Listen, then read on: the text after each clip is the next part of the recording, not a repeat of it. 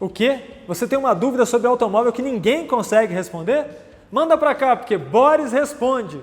Isso mesmo. Você quer participar aqui do nosso quadro? O e-mail está aí na tela, borisresponde@autopapo.com.br.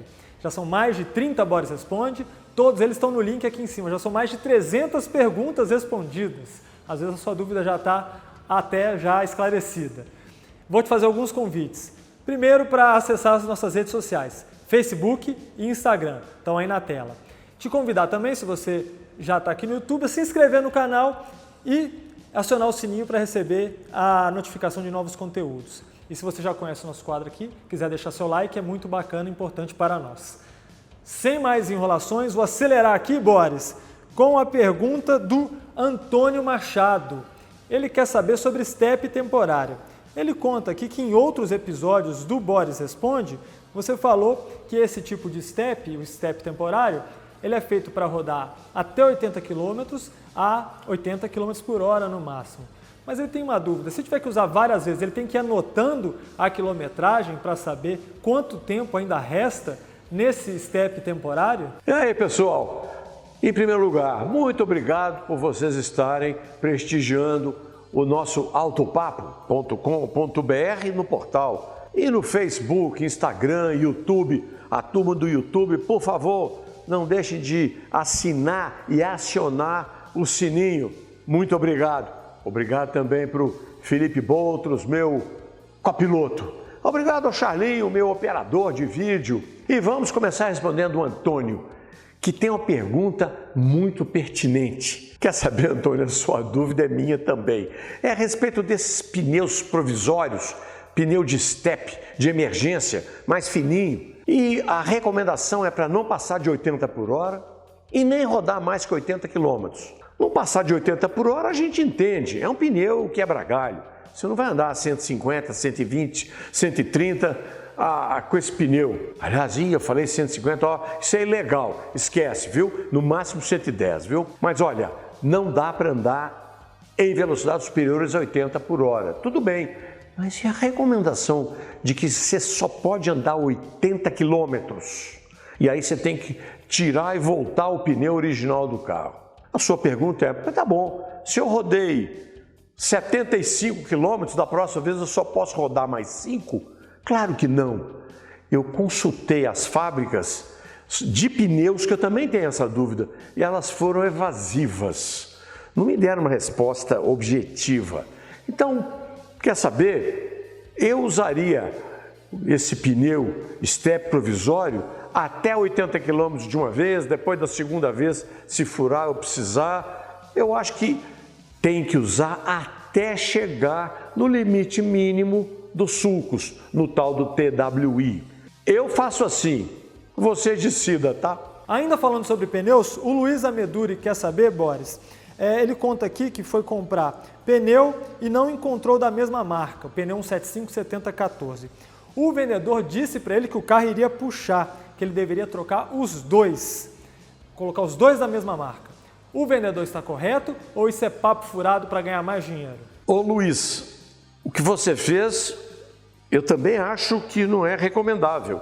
O vendedor da loja estava certo. Primeiro, você comprou um pneu de outra marca e diz, com as mesmas medidas, as mesmas características, mas de outra marca. No mesmo eixo, você colocar o pneu de uma marca de um lado e de outra marca do outro, pode te criar problemas. Numa hora de uma emergência, de uma freada, de uma curva, cada pneu vai ter um comportamento diferente, até pelo próprio desenho da banda de rodagem. Segundo problema, você diz que o pneu de um lado, o que já estava rodando, já foi praticamente meia vida. O diâmetro dele diminuiu, né? Porque gastou a borracha. Então você vai ter um pneu de um lado com um diâmetro um pouco maior que o do lado de cá. Ora, isso vai dar diferença. O que o vendedor falou, que o carro pode puxar, ele está correto. Então, eu devo te dizer que você errou 2 vezes, tá? Ô Boris, a dúvida agora é de câmbio automático, foi enviada pelo Maurício Martins. Ele quer saber sobre um procedimento que o pessoal está indicando por aí, chama reset, reset do câmbio. Ele falou que é um procedimento que as próprias pessoas, o próprio proprietário pode fazer em alguns minutos e que, se realizado, deixa o carro mais econômico. Você já ouviu falar disso, Boris? Como é que funciona? Vale a pena? Ô Maurício, até que poderia ser verdade, viu? Essa história de fazer um reset no câmbio automático e aí o carro fica mais econômico. Você já pensou? Você vai fazendo reset uma vez, duas, três, o carro vai cada vez ficando mais econômico, até que um dia não gasta mais nada, né? Ô Maurício, conversa para boi dormir, não é?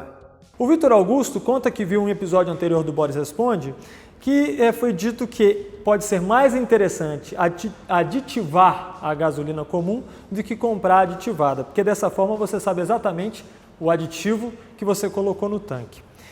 A dúvida dele é, Boris, se o manual do carro indica um aditivo e se ele não indica, qual seria o melhor? Sim, Vitor, eu disse que se você não tem muita confiança, total confiança no posto em que se abastece, é preferível colocar a gasolina comum e jogar o frasquinho do aditivo de acordo com as recomendações do próprio rótulo do frasquinho. Agora você pergunta, se o manual não indica qual é o melhor aditivo, qual que ele seria, qual que eu recomendo? Nenhum. Eu não recomendo nem gasolina aditivada, porque cada uma é de um jeito. O manual da fábrica também não recomenda nada. Tem fábrica, inclusive, que recomenda, sabe o que, Vitor? Use só a gasolina comum, porque as aditivadas não têm um padrão, não têm um estándar, não seguem uma determinada regulamentação, um padrão de aditivação. Então eu também não recomendo nenhum, eu uso do posto em que eu tenho confiança e quando eu ponho a comum, eu mesmo jogo o aditivo se eu estiver abastecendo num posto em que eu não tenha total confiança.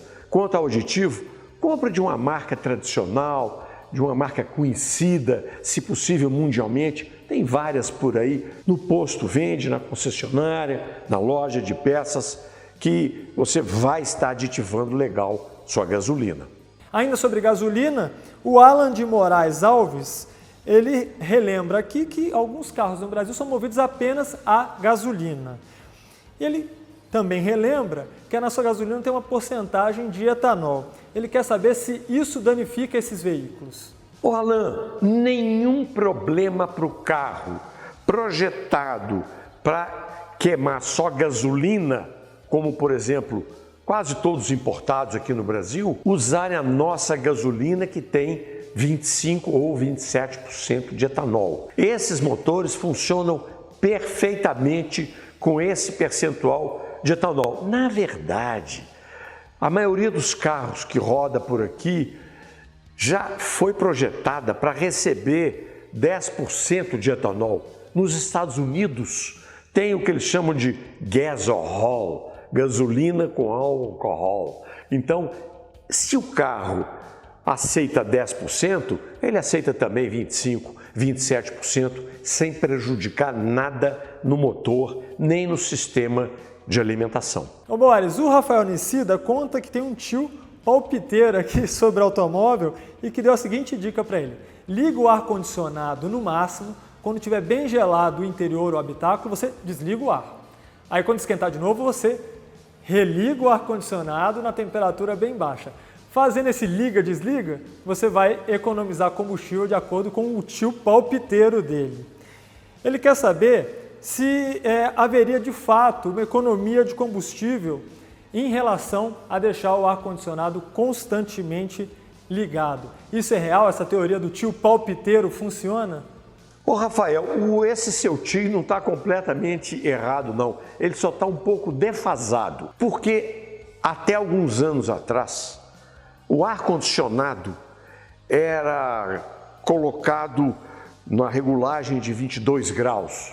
Aí a temperatura do interior do carro ia baixando até chegar em 22. E aí, se o ar continuasse, ele ia continuar baixando até 18 graus, ia fazer uma Sibéria dentro do carro. O que fazia o sistema antigo? Passava água quente, para misturar o calor com o frio e manter a temperatura nesses 22 graus. Então, tá certo seu tio, porque o compressor continuava, imagina que absurdo, fazendo ar frio e você diminuía o ar frio com ar quente. Estava jogando energia fora, estava jogando combustível fora. Ele tem razão sobre esse aspecto. Porém, os carros mais modernos, exatamente nessa tentativa, essa ânsia de redução de consumo de combustível, porque reduzindo o consumo de combustível reduz também a poluição, as emissões.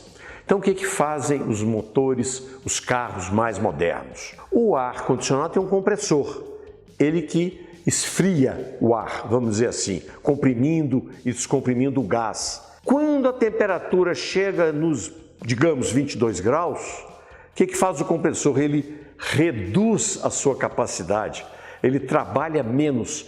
O compressor é variável e quando ele puxa menos carga, ele está também reduzindo a energia que ele rouba do motor.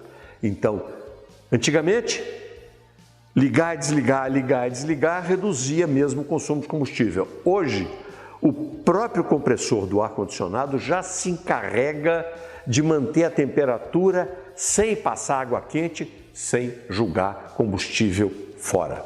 Vamos acelerando aqui o nosso Boris Responde com a pergunta enviada pelo Israel Antônio Galo Carli. Primeiro, Boris, ele te parabeniza pelas dicas, ele diz que auxilia muito o pessoal aí na questão de manutenção dos automóveis e ele quer saber sobre a mistura usada no radiador entre água e aditivo.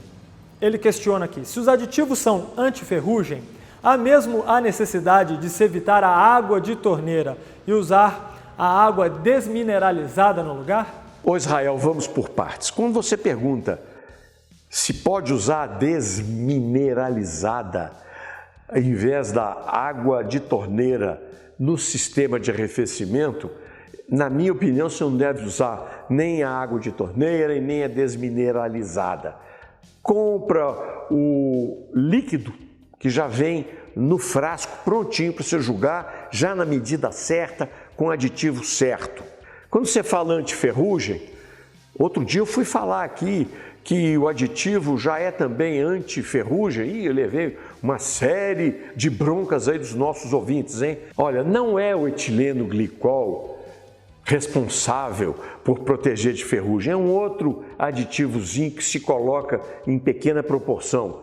Mas seja lá como for, você deve usar o líquido que já vem pronto, preparado na embalagem ou do fabricante ou na embalagem da marca do carro que você encontra nas concessionárias. Não usa nem água de torneira, nem desmineralizada. Vai. O Antônio Campos Mendes Filho quer saber sobre carro com câmbio automatizado. Ele conta que encontrou um modelo pouco rodado com esse tipo de transmissão, mas o pessoal tirou ele de cabeça porque falou que ele não é um automático de verdade e vive dando problema. Isso procede, Boris Feldman? O Antônio fez bem quem te aconselhou a não comprar o carro usado com o câmbio automatizado. Aliás, eu não recomendaria sequer comprar um carro zero com esse câmbio. Agora não precisa mais, porque o último que era produzido no Brasil, o Fiat Cronos, já acabou. Não tem mais câmbio automatizado em carro nenhum.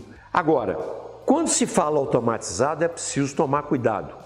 Porque esses automatizados da Volkswagen, iMotion, da Fiat, Dualogic, da GM, que era o EasyTronic, da Renault, que é o EasyR, esses todos são câmbio automático, automatizado de uma embreagem.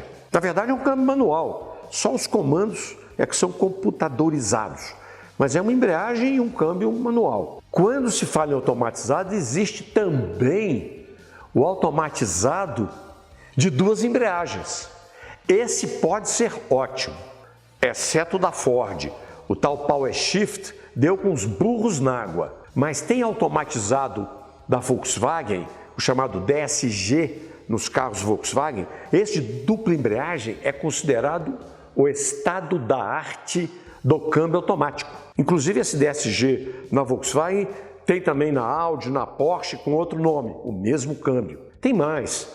Já existem carros aqui no Brasil importados de países asiáticos como Hyundai e Chery, também usando o câmbio automático de dupla embreagem, que é muito bom, é muito melhor até do que o câmbio automático convencional. Ô Boris, o Luca Pazionato Soares conta que tem um extintor de incêndio no carro dele desde 0 km.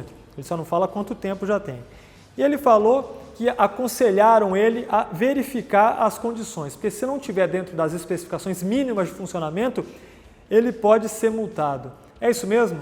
Ô Lucas, essa recomendação que te fizeram, infelizmente está correta. Eu digo infelizmente, porque isso aí é uma dessas leis completamente estapafúrdias que tem no Brasil. Por que é uma lei estapafúrdia? Porque o extintor de incêndio era obrigatório no automóvel. Há 5 anos atrás, deixou de ser obrigatório. Você não tem mais que carregar o extintor de incêndio. Você diz que o seu veio desde o carro 0 km. Evidentemente, um carro produzido antes de 2015, eles vinham com extintor. Mas por que a lei é estapafúrdia? Porque você não é obrigado a ter o extintor. Agora, por que te aconselharam a ver se o extintor está em ordem, senão você vai ser multado? Isso é verdade? Pior que é. Você não é obrigado a ter, mas se você tiver, você é obrigado a tê-lo em condições. Na carga, tem que ver se ele não venceu, não esperou o prazo da carcaça e todas essas exigências. Pode parecer um absurdo, mas essa lei existe e é assim. Então você poderia perguntar, se eu chego numa blitz, vejo lá na frente uma blitz, e eu estou com o extintor vencido, e é só pegar e jogar fora? Por incrível que pareça, você não vai fazer isso, não vai jogar o extintor no meio da rua, mas teoricamente é isso mesmo, por mais incrível que possa parecer. Agora a pergunta do João Luiz Martins de Oliveira. Ele tem um carro flex que não pega de jeito nenhum nas manhãs mais frias. Ele falou que já revisou o sistema de partida frio, o mecânico passou o scanner pela central eletrônica, mas nada resolve. Você tem alguma sugestão para o João Luiz, Boris? Ô João Luiz, você tem razão. Essas fábricas que até hoje ainda colocam aquele sistema de partida fria com tanquinho, elas deviam ter vergonha de fazer uma coisa dessa. E ainda chamar o carro de flex. Se é flex, você põe gasolina ou põe etanol. Que história é essa de tanquinho com gasolina? A gasolina fica velha, né? Porque só vai usar no inverno, quando os dias estão mais frios. A bombinha enferruja, o tanquinho resseca, racha. Que coisa horrível esse sistema de partida fria com tanquinho. E mesmo que já tem coisas mais modernas para fazer o carro flex pegar de manhã, nas manhãs mais frias, com etanol. E você disse que já revisou o sistema, ele está funcionando, o mecânico já passou a central eletrônica no computador para ver se tem algum problema, não tem nada. Eu vou te dar uma dica para você nunca mais ficar aborrecido, ficar de saco cheio com essa partida fria que não funciona. Vai chegando o inverno, a hora que você puser etanol, põe aí uns 20 a 30% de gasolina, porque essa gasolina misturada lá no etanol, ela já vai ser suficiente para fazer o motor pegar nas manhãs com as temperaturas mais baixas. Passou o inverno, acabou o frio, se quiser, continua só com etanol no tanque e estamos conversados. Chegamos aqui à última pergunta deste Boris Responde. Ela veio do Péricles Donato, que conta, Boris, que toda vez que ele para no posto, o frentista insiste para ele colocar um aditivo no óleo do motor dele. O frentista aqui alega como qualidades que o aditivo aumenta a durabilidade, reduz o consumo de combustível e ainda confere uma potência extra, um milagroso aditivo. O Péricles quer saber se vale a pena ele deixar o frentista colocar o aditivo lá no óleo do motor dele. Olha, Péricles, eu estou impressionado com esse frentista que te atende e que verifica os níveis todos e depois te oferece um aditivo para o óleo dizendo que coisas mágicas, né? Reduz o consumo de combustível, aumenta o desempenho do motor, aumenta a durabilidade. O que mais que ele faz, né? Quer saber, Péricles? Isso aí é uma picaretagem. Não aceite aditivo nenhum no óleo do seu motor, porque ele já vem de fábrica com todos os aditivos necessários. Isso de acordo com os engenheiros da fábrica do carro e da fábrica do óleo. Aí você vai colocar um outro aditivo, de repente você só estará jogando dinheiro fora, mas você corre outro risco. Desse aditivo que esse frentista te ofereceu, não conversar com os que já estavam lá no óleo, provocar uma reação química que pode até danificar o seu motor. É isso aí, pessoal. Este foi mais um Boris Responde. Muito obrigado a quem enviou as perguntas. Quem enviou e não teve respondido, eu peço um pouquinho só de paciência, porque o volume está grande, ainda bem. Muito obrigado pela participação de vocês. Algumas perguntas vão ser respondidas por e-mail, outras podem aparecer aqui no Boris Responde mais para frente. Não se desesperem, tenham paciência, por favor. Você quer mandar sua pergunta? O e-mail está aí na tela de novo. borisresponde@autopapo.com.br. Vou te convidar para conhecer as nossas redes sociais, Facebook, Instagram, e também te chamar para se inscrever no canal e acionar o sininho de notificação de novos conteúdos que são postados aqui diariamente. Último convite, conheçam um dos melhores sites sobre automóveis do Brasil, o autopapo.com.br, atualizado diariamente com lançamentos, avaliações, dicas de legislação, manutenção, conteúdo de moto, enfim, muito completo.